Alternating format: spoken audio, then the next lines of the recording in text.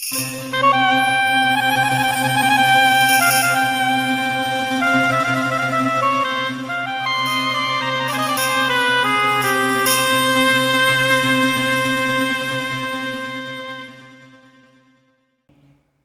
al-musannif rahimahullahu ta'ala wa nafa'ana bi'ulumihi naf'am mubarakalana walidini kawalin nasi ajma'in. Al-Fatihah.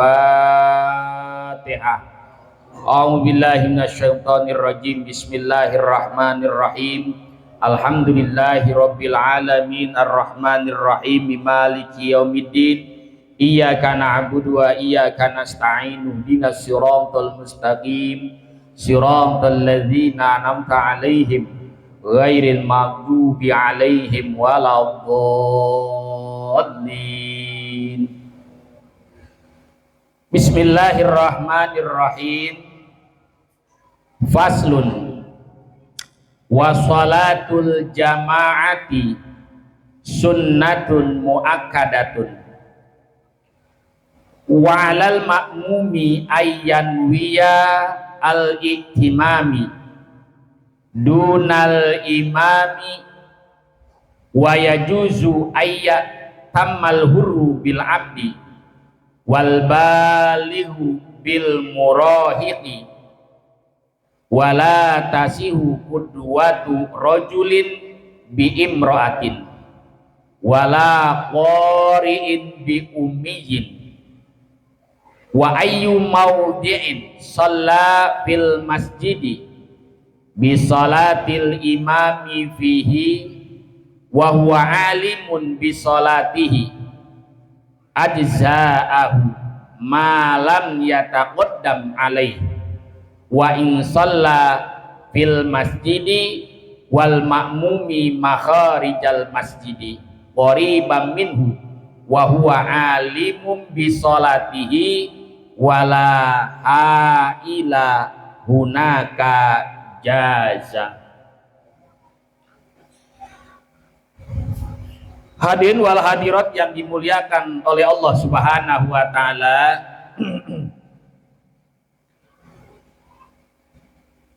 insyaallah pasal ini kita akan bikin 2 pertemuan ya. Yang pertama adalah pertemuan malam ini,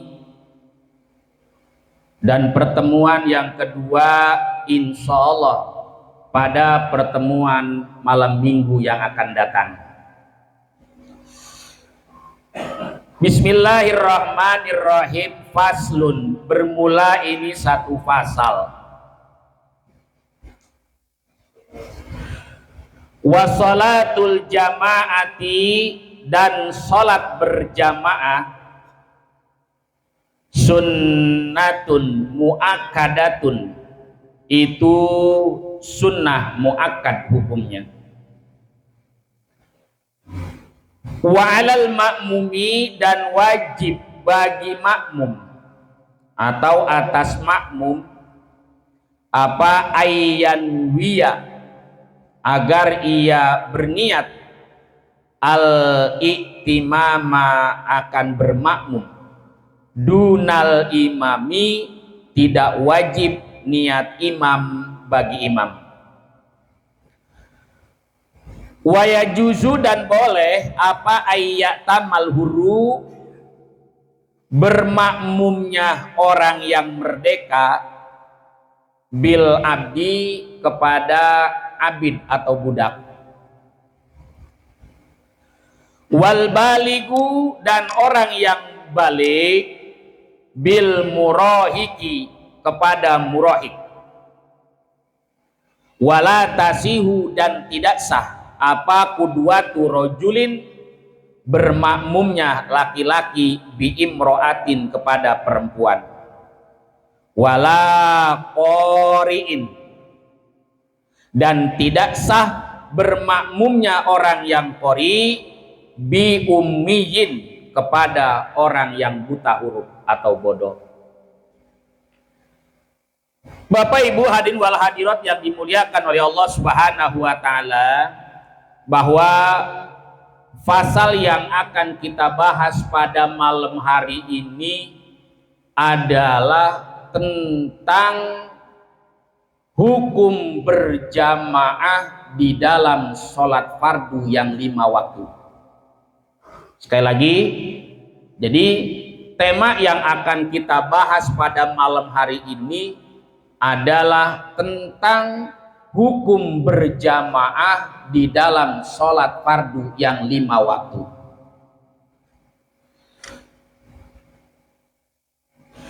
Wassalatul jamaati, dan bermula sholat berjamaah lirijali bagi laki-laki fil faraidi dalam sholat fardu ghairil jum'ati selain daripada sholat Jum'ah sunnatun mu'akkadatun, itu hukumnya adalah sunnah mu'akkad. Apa itu sunnah mu'akkad? Sunnah mu'akkad itu adalah sunnah yang sangat ditekankan, sunnah yang sangat dianjurkan. Ini namanya sunnah mu'akkad. Apa itu sunnah? Sunnah itu adalah ma yusabu ala fa'lihi wa la yu'aqabu ala tarki. Sesuatu yang apabila kita lakukan mendapatkan pahala dan tidak disiksa, tidak berdosa ketika ditinggalkan. Itu namanya sunnah. Nah, jadi hukum daripada berjamaah, sholat berjamaah di dalam sholat fardu ini hukumnya adalah sunnah mu'akkad. Indal musannifi warrafi'i, ini adalah pendapat daripada musannif dan juga Imam Rafi'i. Siapa itu musannif? Musannif itu adalah yang menyusun daripada kitab Fathul Qoribul Mujib, yaitu Asy-Syaikh Al-Imam Al-Alim Al-Alamah Samsuddin Abu Abdillah Muhammad Qasim Asy-Syafi'i. Jadi pendapat beliau dan pendapat Imam Rafi'i bahwa hukum berjamaah dalam sholat fardu yang 5 waktu selain daripada sholat Jum'ah itu hukumnya adalah sunnah mu'akkad. Tapi berbeda dengan pendapat Al-Imam An-Nawawi. Di sini dikatakan wal asahu, dan menurut kaul yang lebih sahih yaitu indan Nawawi, menurut daripada pendapat Al-Imam An-Nawawi Al-Bantani, annaha fardu kifayatin, bahwa hukum daripada berjamaah dalam sholat fardu ya selain daripada sholat Jum'ah itu adalah fardu kifayah. Fardu kifayah ini adalah kewajiban setiap muslim, dan apabila ada yang melakukan, maka yang tidak melakukan itu tidak berdosa. Jadi Bapak Ibu yang dimuliakan oleh Allah Subhanahu wa taala, menurut Al-Imam An-Nawawi, apabila dalam satu kampung, apabila dalam satu daerah, apabila dalam satu lingkungan, kemudian di situ tidak ada orang yang berjamaah melakukan sholat fardu, maka satu lingkungan itu, satu kampung itu semuanya akan berdosa. Karena hukumnya fardu kifayah, seperti fardu kifayahnya orang menyolatkan jenazah.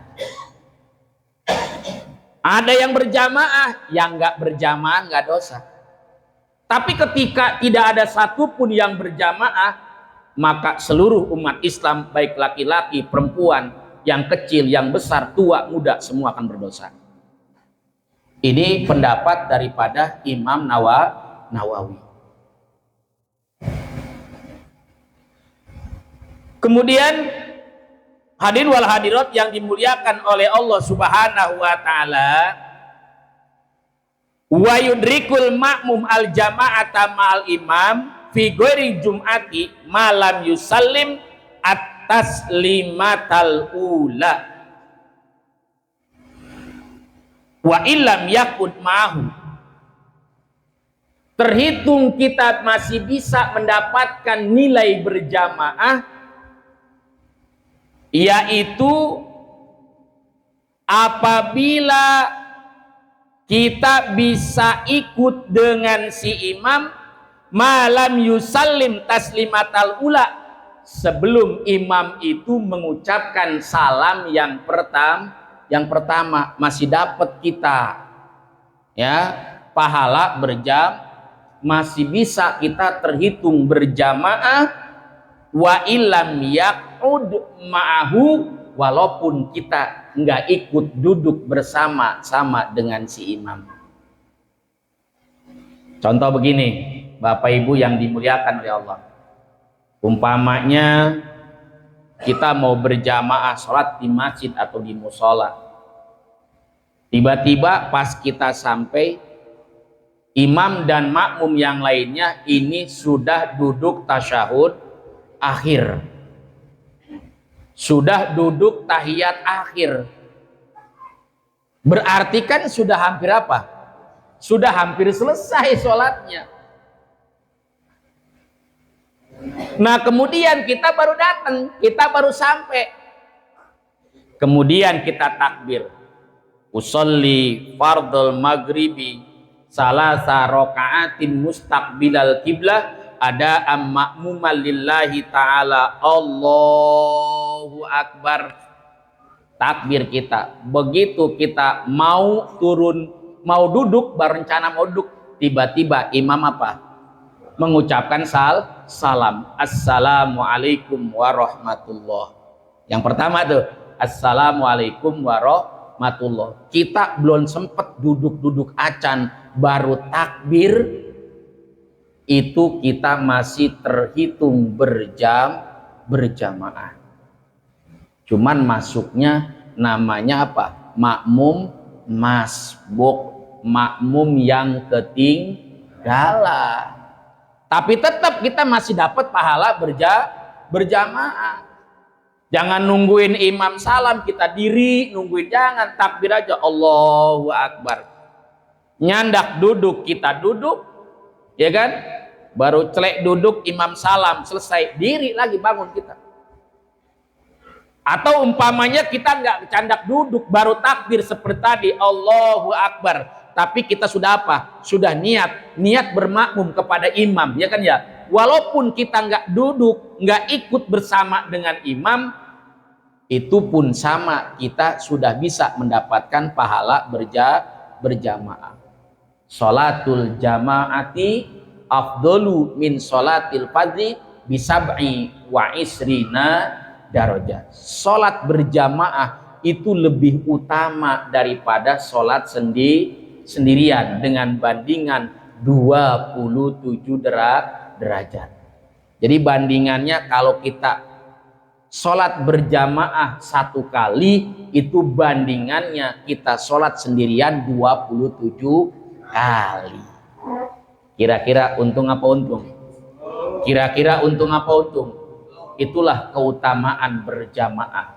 Itu hukumnya berjamaah tadi menurut pendapat musannif dan juga pendapat Imam Rafi'i adalah sunnah mu'akkad. Tapi menurut pendapat daripada Al-Imam An-Nawawi Al-Bantani, hukumnya adalah fardu kifayah. Bapak Ibu yang dimuliakan oleh Allah Subhanahu wa taala, kita lanjut. Amal jama'atu fil jum'ati fa fardu ainin wa tahsulu bi aqalla min rakatin. Beda lagi Pak kalau berjamaah di dalam sholat Jumat. Ini mah bukan sunnah muakkad, bukan fardu kifayah, tetapi adalah fa fardu ainin. Itu hukumnya adalah fardu ain. Karena dalam sholat Jumat kalau kita nggak niat berjamaah, imam nggak niat jadi imamnya, makmum nggak niat jadi makmumnya, berarti tidak sah Pak sholat berjamaahnya. Karena sholat berjamaah mah imam maupun makmum dua-duanya wajib niat. Imam niat jadi imam, wajib hukumnya dengan wajib ain. Makmum pun wajib niat menjadi makmum, dan itu pun sama hukumnya adalah fardu ain. Malah dalam sholat berjamaah wala tahsulu bi aqalla min rakatin. Kita tidak bisa mendapatkan nilai berjamaah dalam sholat Jumat bi aqalla min rakatin dengan paling sedikitnya 1 rakaat. Jadi nggak bisa Pak, imam terakhir kita baru takbir, kemudian imam salam, kita baru apa tuh? Baru sholat. Itu nggak dapat Pak berjamaah apanya? Jumatnya. Beda dengan sholat fardu selain daripada sholat Jumat. Walaupun kita nggak bisa duduk ikut bersama dengan imam baru takbir, itu masih dapat Pak nilai berjamaahnya. Tapi kalau Jumat paling sedikitnya adalah 1 rakaat, kurang dari itu nggak bisa kita termasuk berjamaah dalam sholat Jumat. Berarti muadah Pak, sholat apa? Harus sholat duhur. Paham Pak? Ya, tanyakan aja kalau ada yang tidak dimengerti dari pahami, tanyain aja Pak. Oh, langsung nyambung ya, silakan. Berkaitan dengan pendapat Nawawi tadi ya. Ya, Nawawi Al-Bantani. Berjamaah itu selain sholat Fardu kifayah. Kemudian kita kan ada sekolah yang infonya nggak pakai sholat. Barokah. Iya. Itu bagaimana tuh? Kemudian dan harus bagaimana? Ya, baik. Ini ada sebuah pertanyaan dari guru kita Al-Mukarram Al-Ustadz Dr. Andes Samin Syahabuddin SPDI. Beliau menanyakan, katanya bagaimana jika ada satu tempat bangunan, ya katakanlah musola, kemudian nggak dipakai berjamaah, ya kan? Nah itu bagaimana katanya kan ya? Bagaimana? Ini yang pertama kita bahas dulu terkait dengan hukum berjamaah dulu. Nah jadi kalau umpamanya dalam lingkungan itu ya ada umpamanya 2 musola, nah ini masih bisa tertolong, masih bisa terbayarkan. Atau umpamanya ada majlis, ada tempat yang digunakan berjamaah, yaitu pun berarti masih bisa membantu dan menolong kita, karena tadi untuk menyelamatkan fardu kifayahnya, gitu Pak Samin ya. Nah kemudian yang kedua tadi disampaikan, disinggung oleh beliau, ini menjadi PR kita, betul memang ya. Jadi sangat disayangkan sekali kalau ada sarana ibadah ya, contohnya seperti musola, kemudian terabaikan, tidak digunakan untuk sholat berjamaah. Padahal masjid ya adalah tempat sujud, musola adalah tempat sholat. Nah, andai kata tidak digunakan sesuai dengan namanya, rugi. Siapa yang rugi? Kita Pak yang rugi.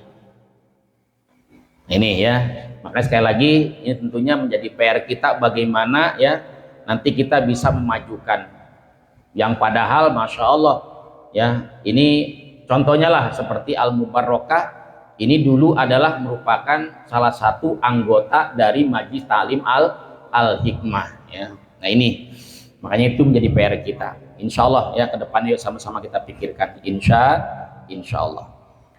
Baik, lanjut Bapak Ibu yang dimuliakan oleh Allah Subhanahu wa taala. Wa 'alal ma'mumi ayyanwiya al-i'timama dunal imami.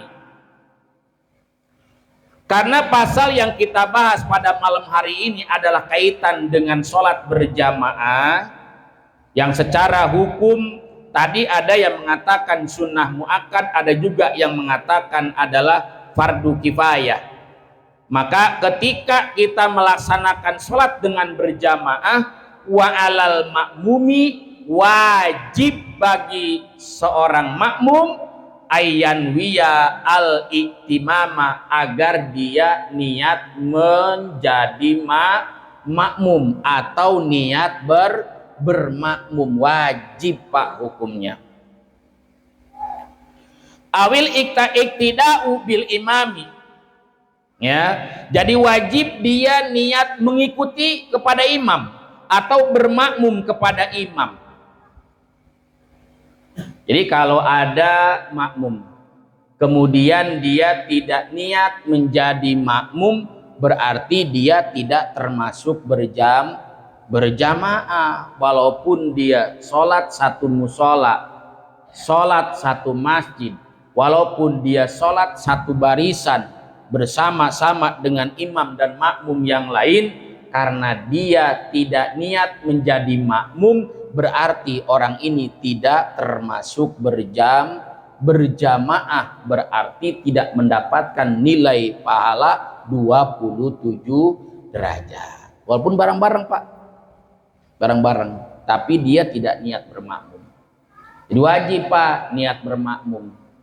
Makanya kita kadang-kadang usolli fardol maghribi salasa rokaatin mustaqbilal kiblah, ada makmumal, wajib nih makmumal lillahi ta'ala. Kalau kita niat berjamaah, niat kita jadi makmum, wajib Pak hukumnya. Ya, cukup kita dengan kalimat menjadi makmum. Wala yajibu ta'yinuhu, dan tidak diwajibkan kita untuk menentukan kepada siapa kita berimam. Jangan tentuin Pak, umpamanya makmuman ya ilal mardani, wah ya kan ya, bermakmum kepada Bapak Mardani, supaya lebih apa, lebih khusus ya, supaya lebih khusus dia tentukan siapanya imamnya, padahal itu hukumnya tidak wajib. Yang wajib mah adalah niat bermakmum, menentukan siapa makmumnya itu tidak diharuskan atau tidak diwajibkan. Nah, bal yakfi al iktida'u bil hadiri, cukup kita niat bermakmum kepada yang ada, kepada imam yang hadir. Nggak usah tentuin imam itu siapa. Kenapa? Takut salah, takut keliru. Nah ya, ilam ya'rifhu, walaupun kita nggak kenal, nggak tahu siapa imamnya, jadi Pak imam mah berjamaah jadi, kita nggak tahu siapa imamnya, kita nggak kenal itu siapa imamnya. Karena kemungkinan terkadang kita berjamaah ini bukan hanya di kampung sendiri, itu enggak, bukan hanya di musola atau masjid sendiri. Kadang-kadang ketika kita sedang musafir, sedang melakukan perjalanan, sholat berjamaah di kampung orang, ikut berjamaah di masjid atau di musola, yang jelas ketika kita mau berjamaah kita sama sekali nggak kenal siapa itu imamnya, betul kira? Nggak wajib nentuin imam ya, jadi Pak berjamaahnya walaupun kita nggak kenal siapa yang menjadi imamnya. Udah cukup kita makmuman, makmumalillahi ta'ala. Makanya fa'in ayyanahu wa akhto'a batolat sholatuhu. Andai kata, ini malah lagi berandai-andai kita, andai kata ketika berjamaah kemudian kita tentukan imamnya, kita niatkan, walaupun kita nggak ucapin dalam hati Pak, makmuman ya, saya menjadi makmum atau saya bermakmum kepada Ustadz Kusnadi lillahi ta'ala, contoh ya kan. Andai kata kita tentukan ya imamnya, tiba-tiba wa akhto'a, salah kita Pak, keliru. Kita udah nentuin imamnya Ustadz Kusnadi, tapi ternyata yang jadi imam bukan siapa? Bukan Ustadz Kusnadi, Ustadz Abdul Aziz, karena badannya sama gedenya, tingginya sama, ya kan? Salah ternyata, maka batolat sholatuhu, batal Pak sholat kita. batal itu. Ya, jadi nggak jadi berjamaah kita. Makanya udah nggak usah tentuin apanya, imamnya, cukup kita niat makmumal lillahi ta'ala, niat jadi makmum karena Allah ta'ala. Udah Pak, cukup Pak. Ya, nah ini. Ila inin domat ilaihi isaratun kaqauli nawaitul iktida'a bi Zaidin hadza, ya, fabana amron fatasiha. Kecuali kalau gini, kalau kita niatkan, kita tentukan imamnya, ya, kita sebut imamnya, tetapi Pak, kita tentukan imamnya, kita dampingi dengan apa? Dengan isyarah hadza. Gitu Pak, ada kalimat hadza, ya kan? Ada kalimat hadza, al iktida'a bi Zaidin hadza, nawaitul iktida'a bi Zaidin hadza, aku niat bermakmum kepada si Zaid yang ini. Ada isyarah hadza Pak, ini artinya. Maka walaupun nanti ternyata ada kesalahan, fabana amron, ternyata yang jadi imam bukan si Zaid tapi si Umar, tapi kita isarahi dengan apa? Dengan kalimat hadza, maka itu fatasiha Pak, tetap sah berjamaahnya. Makanya udah Pak, jangan bangga-bangga, yang penting jangan kita tentukan imamnya, ya, baik dengan lisan kita apalagi dengan hati kita. Kita niatin saya bermakmum kepada si anu, salah Pak, bisa batal sholat kita. Oh, wajib Pak ya. Jadi wajib tuh niat apa? Niat bermakmum. Dunal imami, tidak wajib niat menjadi imam bagi seorang imam. Beda Pak kalau imam. Dalam sholat fardu yang 5 waktu selain daripada sholat Jumat, seorang makmum wajib niat menjadi makmum atau niat mengikuti imam. Tetapi bagi si imamah tidak diwajibkan dia niat menjadi apa? Menjadi imam. Berarti kan pertanyaannya, ketika kita sholat berjamaah, kita sebagai makmum, kemudian ada imam, kita meniat makmum lillahi ta'ala, ya jadi makmum.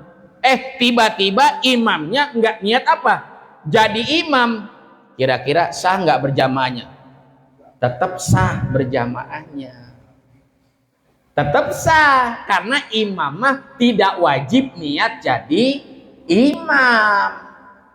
Yang wajib makmum. Oh, ini harus pahami nih. Tetap sah Pak sholat berjamaahnya. Tetap sah ya. Tapi ingat, selain daripada sholat Jumat. Kenapa? Kalau sholat Jumat mah wajib ain. Imam niat jadi imam. Itu fardu ain Pak hukumnya. Kalau sholat Jumat makmum niat menjadi makmum lillahi ta'ala, kemudian imam nggak niat imam lillahi ta'ala Pak, kagak sah Jumatannya. Karena dua-duanya wajib.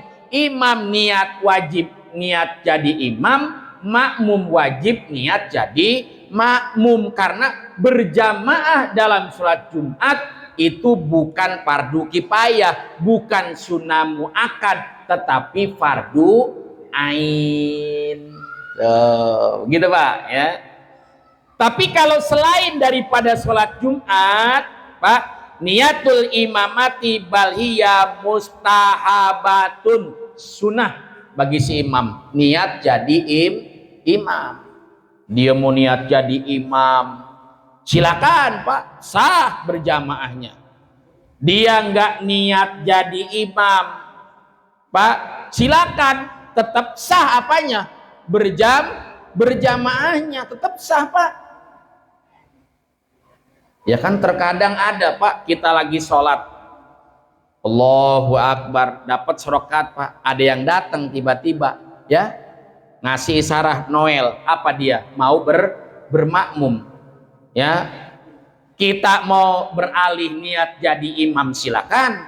Kita mau apa namanya niat nggak jadi imam, nggak niat imam juga silakan Pak. Kenapa? Karena itu adalah mustahabatun, hukumnya sunnah bagi seorang imam.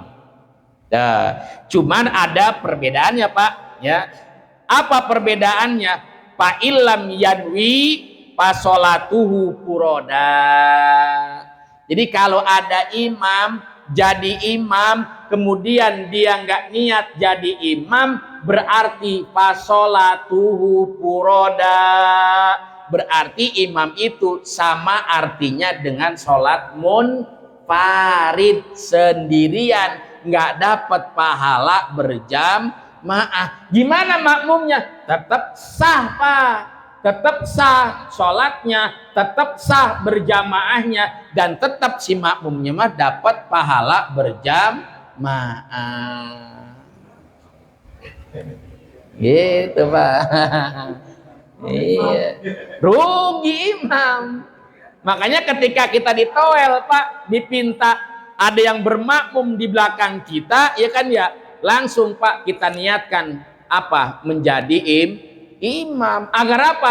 Agar kita pun dapat pahala berjam. Lah kan untung kita aturan sholat sendirian, munfarid, pahalanya 1 derajat. Tiba-tiba ada yang bermakmum, kita niat jadi imam, jadi 27 derajat jadinya. Kenapa? Karena kita sholatnya jadi berjamaah. Ini Pak, urusan berjamaah kalau kita kupas Pak panjang Pak sebetulnya. Ya, jadi apa sih ya, nggak sembarangan lah. Apalagi Pak dalam urusan berjamaah, imam Pak terutama. Ini Masya Allah, Allah dan Rasulnya bahas Pak secara detail imam itu. Kenapa? Karena imam ini adalah orang yang sangat bertanggung jawab apa terhadap siapanya? Makmumnya. Dia ibarat supir Pak. Supir bertanggung jawab atas siapa nih? Atas penumpangnya. Iya kan? Kalau umpamanya nabrak, yang salah penumpang atau supir? Masa begitu nyupir nabrak, supir nyalain penumpang? Kan yang nyupir supir, ya kan ya? Jadi supir ini bertanggung jawab Pak terhadap penumpangnya. Begitulah berjamaah. Seorang imam ini laksana seorang supir yang memiliki tanggung jawab terhadap apanya? Makmumnya. Kalau makmumnya ada 10, tanggung jawab 10 orang itu. Kalau makmumnya ada 100, tanggung jawab kita Pak yang 100 itu. Sebagai apa? Seorang imam, seorang pemimpin. Tuh, berat Pak sebenarnya imam itu, ya kan ya? Ya, kita kadang-kadang berebut. Gimana kalau kagak ada yang mau jadi imam? Ya jadi Pak Imam. Begitu. Saya belum bisa belajar. Ya, belajar. Karena insya Allah urusan di dunia ini Pak nggak ada yang sulit. Yang penting kita mau belajar, mau berusaha. Ntar Pak kita bahas di depan insya Allah. Ya. Nah kemudian lanjut. Masih dalam urusan kita berjamaah. Ketika pelaksanaan sholat berjamaah, Bapak Ibu yang dimuliakan oleh Allah, wa yajuzu, dan boleh ayyatamal hurru bil abdi, boleh seorang yang merdeka bermakmum kepada abid atau budak atau hamba saya. Boleh Pak. Ya, hamba saya ini kan budak belian. Kalau zaman dulu Pak ya. Kalau sekarang mungkin sudah tidak ada nih yang sifatnya budak belian. Orang Pak yang dijual belikan, ya, bisa digadaikan, bisa dikontrak, ya kan, bisa disewa Pak. Ini namanya budak. Dulu ini di Arab Pak ya dulu. Di Indonesia kayaknya nggak ada ini. Ya, kalau sekarang kadang-kadang ya ada, cuman apa sih ya? Secara ininya berbeda lah gitu. Sekarang ini. Boleh Pak orang yang merdeka bermakmum kepada hamba saya atau budak. Wal baligu, dan boleh orang yang balik, orang yang dewasa, bil murahiki, bermakmum kepada murahik. Siapa itu murahik? Murahik ini Pak orang yang udah gede, udah dewasa, udah ideng tapi belum sampai kepada balik. Boleh, Pak. Apa disebut di sini kalau di kampung kita namanya? Hah? Apa itu? Remaja ya? Remaja usia. Jadi udah gede, Pak, udah ideng. Kalau bahasa orang kampung sudah idep, walaupun dia belum balik, Pak, belum termasuk balik, boleh, Pak, kita bermakmum tuh orang yang sudah balik kepada dia. Boleh, Pak, masih sah. Sah masih. Terus gimana kalau umpamanya kita bermakmum kepada anak kecil? Amas sabi ghairil mumayyiz fala yasihu al-iktida'u bihi. Jadi kalau kita bermakmum kepada anak kecil yang belum idep, tahu Pak belum idep? Yang belum ideng, ya, belum ideng, belum idep, Pak, walaupun dia bisa pembacaannya, fala yasihu al-iktida'u bihi. Tidak sah kita, Pak, bermakmum kepada anak kecil yang apa? Belum ideng, belum mumayyiz, ghairil mumayyiz, ya, anak kecil yang belum ideng. Tidak sah, Pak. Tapi kalau anak kecil walaupun belum balik tetapi dia sudah idep, udah dewasa nih, tapi belum sampai balik. Kan begini, Pak, kalau balik kan untuk laki-laki adalah ketika dia sudah ngimpi jima. Kalau perempuan ketika sudah keluar darah haid. Ketika perempuan usia 9 tahun kemudian keluar darah haid sudah balik, Pak. Anak laki-laki contoh umpamanya usia 12 tahun kemudian dia sudah ngimpi jima, Pak, dalam tidurnya, berarti sudah balik, ya. Kemudian anak perempuan, anak laki-laki, perempuan belum pernah keluar haid, ya, tidak keluar haid, laki-laki tidak pernah ngimpi jima. Nah, itu gimana batasannya? Maka ditentukan ketika anak itu sudah sempurna umur 15 tahun. Pokoknya laki-laki nih nggak ngimpi-ngimpi jima, ini udah 12, 13, ya kan, usianya kan udah gede itu kan, udah SMP ya, udah SMP, Pak, ya kan. Kemudian dia sholat jadi imam, sah nggak? Sah, Pak, sah, karena dia sudah ideng, sudah idep. Tapi kalau anak kecil yang dikatakan belum idep, umurnya umpamanya di bawah 10 tahun, Pak, ya kan, kalau usia 7 tahun, 8 tahun kan bocah belum idep banget, ya kan, ya. Walaupun dia bisa baca Fatihah, dia hafal surah, ya kan, tetapi kan dia belum idep, Pak, maka itu tidak sah. Fala tasihu al-iktida'u bihi. Tidak sah, Pak, kita bermakmum kepadanya. Tapi kalau anak udah ideng, udah idep, sah, Pak, sah kita bermakmum kepadanya. Jangan sembarangan, Pak, ya, kita bermakmum. Lihat-lihat dulu, Pak. Kemudian yang selanjutnya, wala tasihu qudwatu rajulin bi imra'atin. Yang selanjutnya tidak sah seorang laki-laki bermakmum kepada perempuan. Tidak sah laki-laki sholat berjamaah bermakmum kepada imam perempuan, walaupun itu perempuan lebih tua. Gimana, Ustadz, kalau umpamanya nih perempuan emaknya, ibunya, ya kan, ya.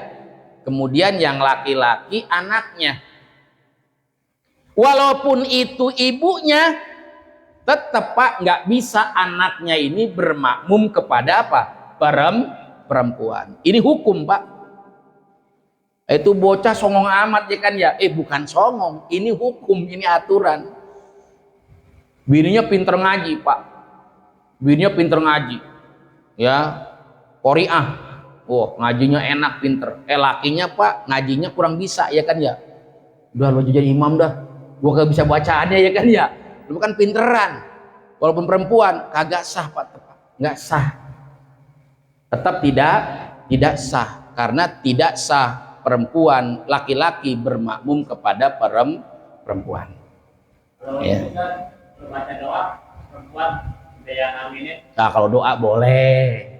Doa mah kan berdoa ya kan ya, boleh doa mah. Amin perempuan banyak. Ini bukan bisa. Bisa. Jadi, masih doa. Yang baca perempuan boleh doa mah nggak apa-apa ya, boleh. Kalau doa itu kan bukan sholat ya kan ya, itu berdoa. Kita yang mengaminkan ya kan ya, boleh. Cuman yang cakep mah laki kudu bisa begitu ya. Yang cakep mah laki kudu bisa. Kemudian juga wala bihunsa muskirin, tidak boleh seorang laki-laki bermakmum kepada banci muskil.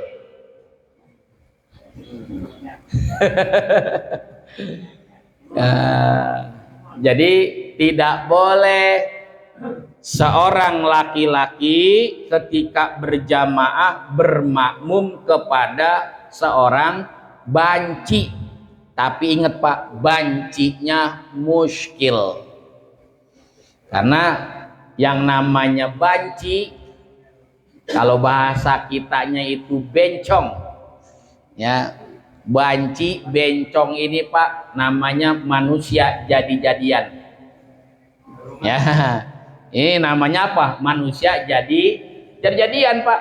Bisa mancala putra, mancala putri, bisa berubah-ubah tongki.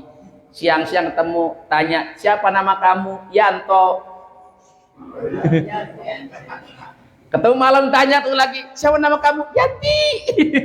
Siang Yanto, malam Yanti. Nah kan bencong itu kan ya, manusia jadi-jadian. Siang jadi laki-laki, malam jadi apa? Jadi perempuan. Namanya jadian Pak. Itu bencong. Tapi bencong Pak terbagi dua. Ada hunsa muskil, ada hunsa ghair muskil. Ini Pak nanti kaitannya juga dengan apa? Dengan ilmu waris Pak, dengan bab waris. Ini paling ribet nih, yang namanya hunsa muskil dalam pembagian waris. Jadi bencong itu ada yang muskil, ada yang ghair muskil. Apa itu bencong muskil? Apa itu hunsa muskil? Hunsa muskil adalah seorang hunsa, seorang banci, seorang bencong Pak, yang sulit untuk ditentukan antara kelakiannya atau perempuannya. Biasanya ini yang punya alat kelamin dua. Kelamin laki-laki ada di situ Pak, kelamin perempuan juga ada. Jadi dia punya dua alat kelamin. Dibilang laki-laki ada sawah mencos, dibilang perempuan ada batang paculan. Namanya muskil, disebut ini susah. Ada yang goer muskil. Kalau yang goer muskil Pak, ini yang bencong Pak, yang mudah untuk ditentukannya. Nih kayak yang pada berkeliaran Pak, itu goer muskil. Iya kan ya? Digampang Pak. Jadi ini laki perempuan nih, ya. Kondorin Pak celananya, kalau ada batang paculat laki-laki Pak. Ya kan ya? Lah gampang itu mah ya kan ya, laki-laki. Lah kalau sawah mencos Pak, yang dia punya lah perempuan walaupun gayanya seperti laki-laki. Ya, rambutnya panjang, pakai lipstik. Ya kan ya? Dada ditambel pakai busa, pantat ditambel pakai busa, kan demplon, ya kan? Dadanya ngisi, ya kan ya? Tapi batang pacul Pak, laki itu Pak. Cuma dia menyerupai perempuan. Emang boleh Ustadz kalau kita umpamanya laki-laki nyerupain perempuan atau perempuan nyerupain laki-laki, haram. Namanya tasyabbuh. Ya, tasyabbuhur rajuli bil mar'ati, tasabbuhul mar'ati bir rijal. Tidak boleh Pak laki-laki nyerupain perempuan, perempuan nyerupain laki.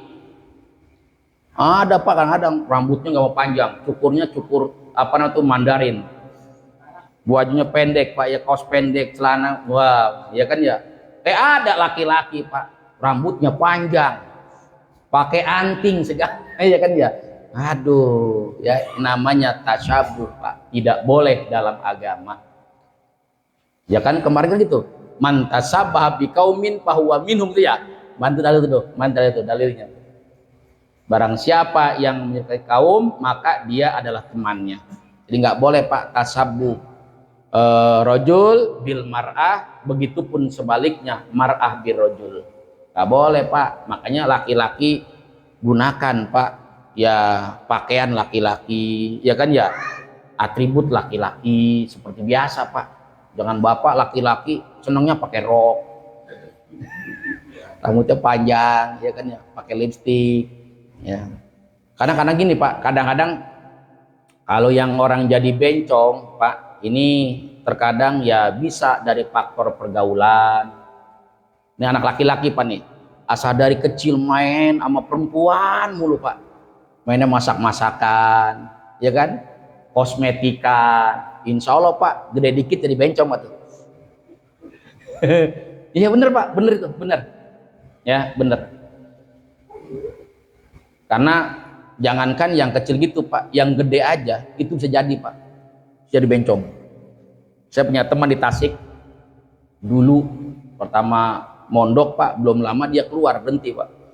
Kebetulan di sana saya tugasnya di Suksogir pak, di supermarket, ya, kadang kasir, kadang stand di sana.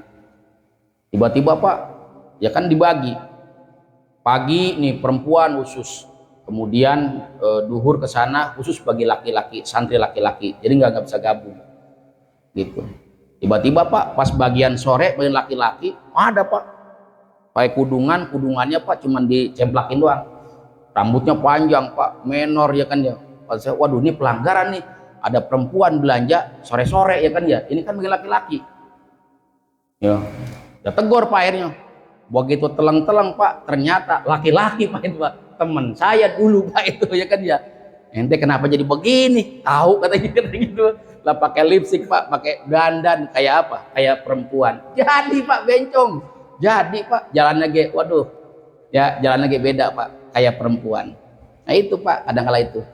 Makanya kadang-kadang laki-laki ya kita hindari pula bergaul dengan perempuan. Begitulah perempuan pak, kalau perempuan seringnya gaul sama laki-laki lupa, besok pak jadi kayak laki-laki tuh anak tuh, nggak seneng rambut panjang, nggak seneng pakai rok, ya kan dia, nggak seneng pakai kerudung. Kenapa? Dia pengen jadi laki karena sudah terbiasa.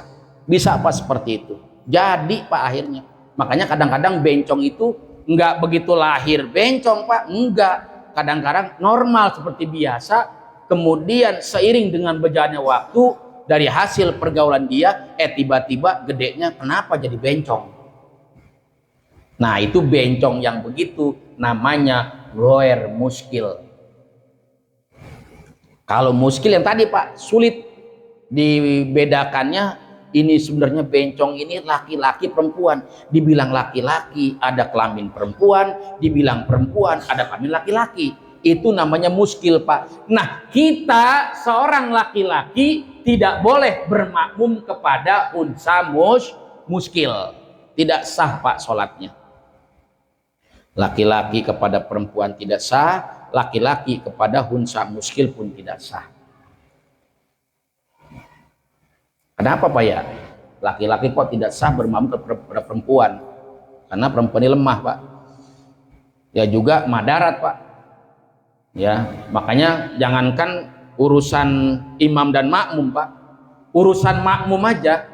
Nih pak nih, urusan makmum ketika kita berjamaah, imam paling depan, di belakang imam makmum laki-laki, kemudian di belakang makmum laki-laki baru makmum makmum aja perempuan nggak boleh ada di depan laki-laki pak. Ya mungkin bisa saja pak, kalau secara bercandaan ya bisa mengganggu kehusuan, ya kan.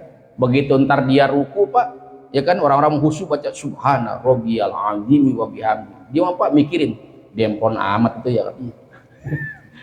Akan rusak pak jadi kehusuannya, ya kan ya, bisa jadi. Makanya taruh pak di belakang, Itu secara bercandaan, ya, secara bercandaan. Tapi memang begitulah Pak aturannya. Nah, lanjut ya, kemudian lanjut. Wala unsa muskilin bi imra'atin, juga seorang bencong yang muskil tidak sah bermakmum kepada perempuan. Wala muskilin, bahkan juga dia tidak sah kepada bermakmum kepada sesama muskil. Ini aturan hukum, ya. Kemudian wala qori'in, tidak sah pula bermakmumnya seorang makmum yang qori. Apa itu makmum yang qori? Di sini dijelaskan wahuwa mayyusinul fatihatu. Orang yang qori adalah orang yang baik Pak, fasih dalam membaca surah Al-Fatihah. Yang qori Pak, pinter baca Qur'annya, bisa fasih baca apa? Baca Fatihahnya. Kan dalam sholat Pak, ya kan, kalau urusan surah yang wajib, yang termasuk apa? Surah baca surah Fatihah. Kalau surah yang lainnya itu hukumnya sunnah. Nah, orang yang qori ini Pak dijelaskan mayusinul Fatihah. Orang yang apa? Yang bisa membaguskan, bisa yang fasohah dalam membaca surah Al-Fatihah. Ini namanya qori.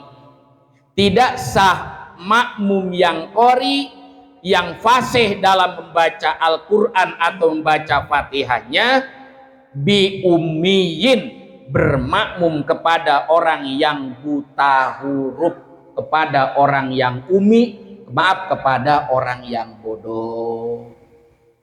Siapa itu ummi? Mayyuhillu biharfin au tasdidatin minal fatihati. Orang yang ummi adalah orang yang merusak ketika membaca Fatihah, merusak huruf bacaan Fatihahnya, atau merusak daripada tasdid dari surah Al-Fatihah. Tajwidnya orang ngerti, makhorijnya tidak fasih, ya kan? Panjang pendeknya belum bisa, belum ngerti, itu namanya ummi. Jadi kalau orang pinter, orang yang qori, bermakmum kepada orang yang ummi, orang yang bodoh, yang buta huruf, hukumnya tidak sah. Makanya Pak, ini Rasulullah banyak sekali Pak dalam hadisnya menegaskan terkait dengan pentingnya seorang imam. Dan tadi kenapa? Imam ini punya tanggung jawab besar terhadap apa? Jamaahnya. Jadi imam ini nanti yang akan menanggung daripada bacaan-bacaan apa? Makmum. Sekarang kalau makmumnya ummi, makmumnya bodoh, makmumnya umpamanya tidak fasih dalam bacaannya, bagaimana? Imamnya yang ummi, yang tidak fasih dalam bacaan Fatihahnya, bagaimana imam itu bisa menanggung bacaan-bacaan makmumnya? Makanya untung Pak jadi makmum, walaupun nggak bisa apa-apa, yang penting takbir Allahu Akbar. Ikut sholat dengan siapa? Dengan imam. Imamnya qori, maka seluruh bacaan-bacaan si makmum ini akan ditanggung oleh siapa? Oleh si imam. Imamnya dapat 27 derajat, makmumnya pun yang makmum umi nggak bisa apa-apa Pak, bacaannya belum fasohah, tetap dia pun akan dapat nilai 27 derajat. Kalau ibaratnya jadi imam, kita nggak tahu dia jadi imam, tuh orang yang bodoh lah gitu ya. Dia jadi imam, tapi itu baru datang Gimana gitu tuh? Ya. Imam. Bagus sekali ini, pertanyaan luar biasa ini. Ya, bagaimana katanya? Ini berjamaah nih. Kita kan nggak tahu namanya tamu, ya kan ya? Tamu. Ya kalau sekampung kan tahu Pak.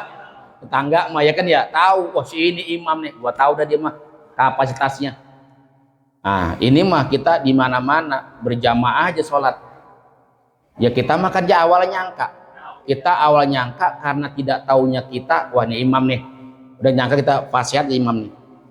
Begitu takbir Allah. Usolli fardul maghribi salasa rakaatin mustaqbilal kiblati ada'am ma'muman lillahi ta'ala, Allahu Akbar. Niat jadi makmum kita.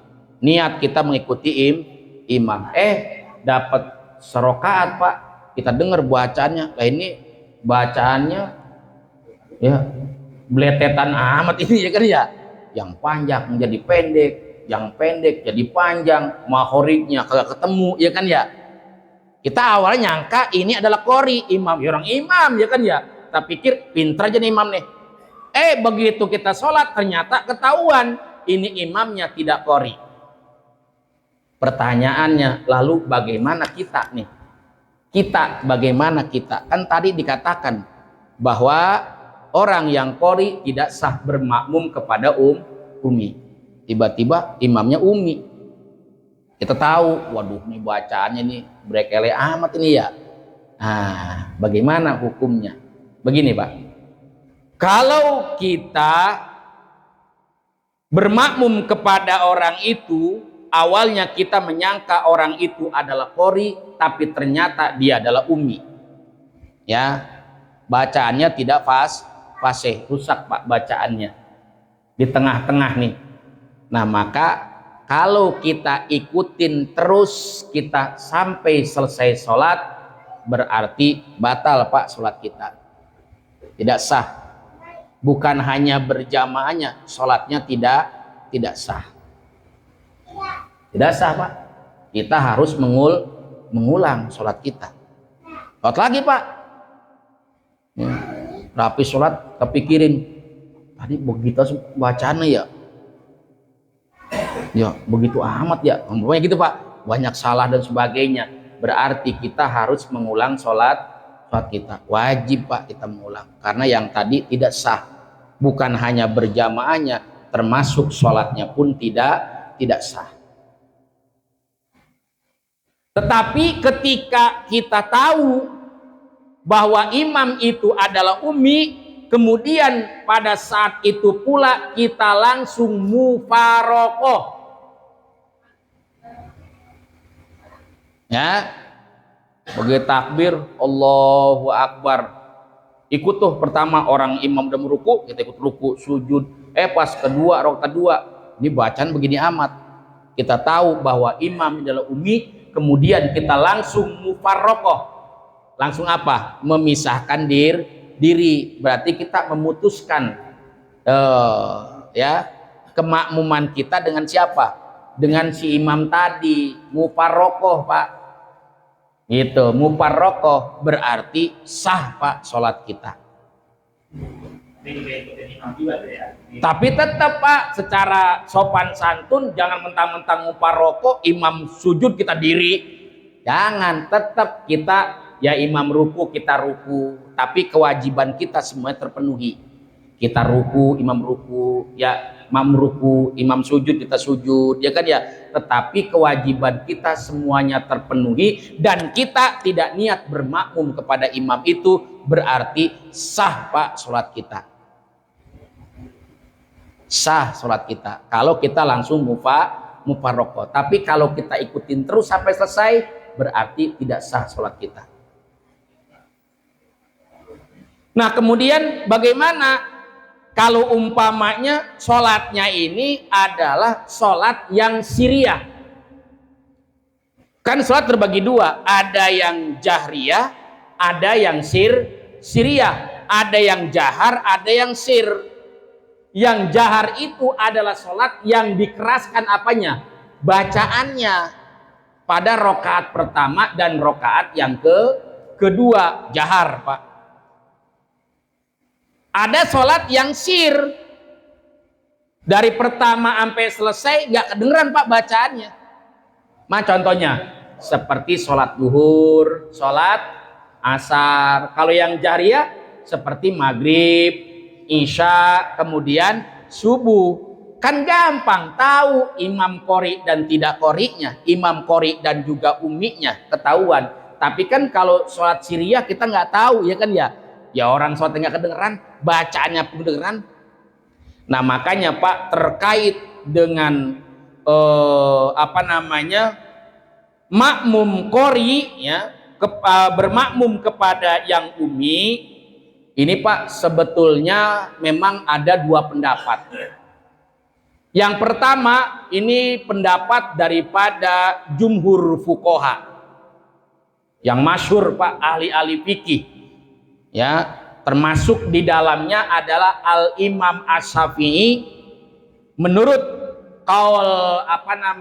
kaul jadidnya, bahwa menyatakan makmum yang qori tidak sah bermakmum kepada imam yang umi. Tetapi dalam kaul qadimnya, Al-Imam Asy-Syafi'i juga berpendapat seorang makmum yang qori tidak sah bermakmum kepada imam yang umi dalam sholat jahriyah, dalam sholat yang jahar. Tapi kalau sholat yang sir, sah katanya. Gitu Pak. Ini pendapat daripada Imam Syafi'i. Tapi jumhur fuqaha tetap Pak, kalau kita tahu mah tidak sah. Ini Imam Syafi'i berpendapat mengesahkan itu. Kenapa? Terkadang kita kan nggak tahu, ya kan, dan nggak ketahuan ini imam termasuk qori apa umi. Kenapa? Karena sembayangnya duhur, ya kan ya. Kita di mana-mana bepergian ikut sholat berjamaah di masjid atau di musola di kampung orang. Sholatnya sholat duhur, ya kan ya. Kemudian berjamaah kepada seorang imam. Kita kan nggak tahu imam itu qori apa umi, imam itu fase bacaannya atau tidak. Kita kan nggak tahu, ya kan ya. Tapi sholat jahar kita bermakmum. Tiba-tiba Pak, kenyataannya nih, kalau kita nggak tahu nih, kenyataannya ternyata imam itu umi. Menurut pendapat daripada Al-Imam Asy-Syafi'i, pendapat daripada kaul qadimnya sah, nggak apa-apa. Tapi kaul jadidnya tetap beliau tidak mengesahkan. Paham Pak? Nah itulah Pak pentingnya kita menentukan seorang apa? Imam. Ya kan kadangkala ada Pak daerah-daerah lain yang kadang-kadang orang mau berjamaah di musola atau di imam, kalau dia jadi imam. Kalau jadi imam pulang dia Pak. Ya, ada Pak yang begitu, ada itu. Kalau dia fasih, qori, mending, ya kan ya. Kadang-kadang bacaannya pun tidak fasih. Ini kan bahaya akhirnya. Nah, maka Pak, kalau kita udah ngaji nih Pak, maka ini pentingnya ilmu, pentingnya kita belajar. Kita tahu Pak, ketika ada imam kedapatan oleh kita, ternyata imam ini tidak fasih, imam ini adalah umi, rusak dalam bacaannya, baik makhorijnya, hurufnya atau tasdidnya, terutama dalam bacaan surah Fatihahnya, maka kita bisa ngambil langkah. Bagaimana langkah kita? Langsung kita mufarokoh. Apa? Mufarokoh. Apa itu mufarokoh? Memisahkan diri.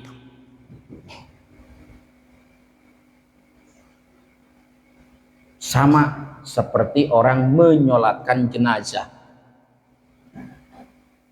Orang Pak, kalau jenazah kafir, orang yang kafir, maaf ya, ini kategori kafir ini Pak macam-macam Pak, gak usah sejabarin dah, ya kan?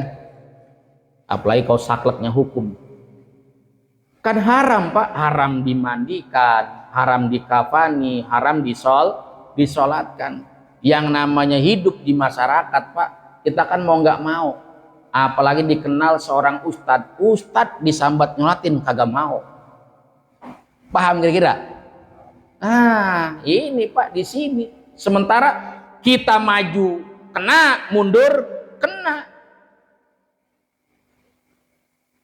Kenapa maju kena, mundur kena? Kita maju nyolatin, kita kebentur dengan hukum. Ya kan? Haram nyolatinnya, kata Allah. Kan begitu. Kita mundur, kita nggak mau, kena juga kita Pak. Apa? Hukum dari masyarakat. Seorang ustadz diundang nyolatin Pak kagak mau.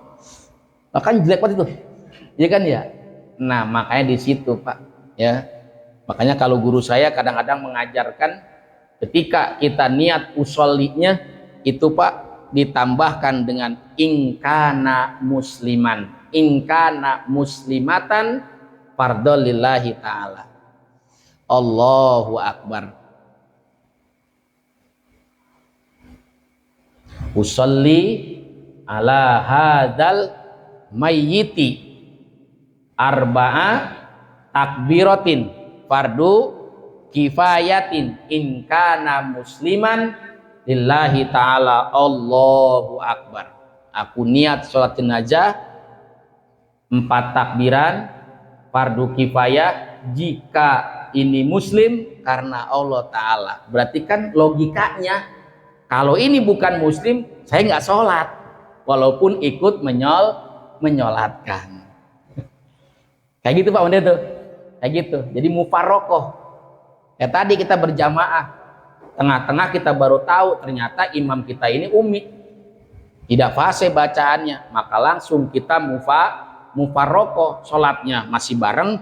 Tetapi kita, pribadi kita ini sudah munfarid. Tidak bermakmum kepada dia.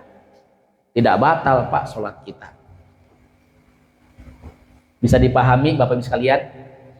Ini adalah gambaran berjamaah.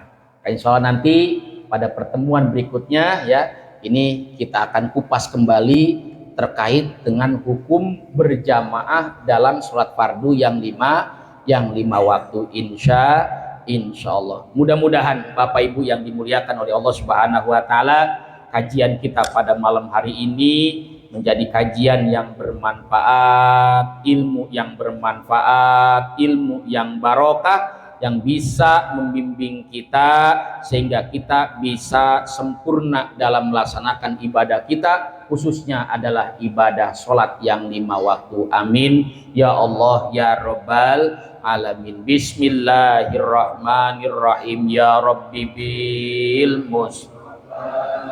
balik maqasidana waghfir lana ma madha ya wasi'an karami ya Rabbi bil balik maqasidana waghfir lana ma madha ya wasi'an karami ya Rabbi bil Mustafa balik maqasidana waghfir lana ma madha ya wasi'al karami. Amin ya Allah ya Rabbal alamin. Demikian, kurang dan lebihnya mohon maaf. Akhirul kalam, billahi sabil haq wal afwa minkum. Wassalamualaikum warahmatullahi wabarakatuh.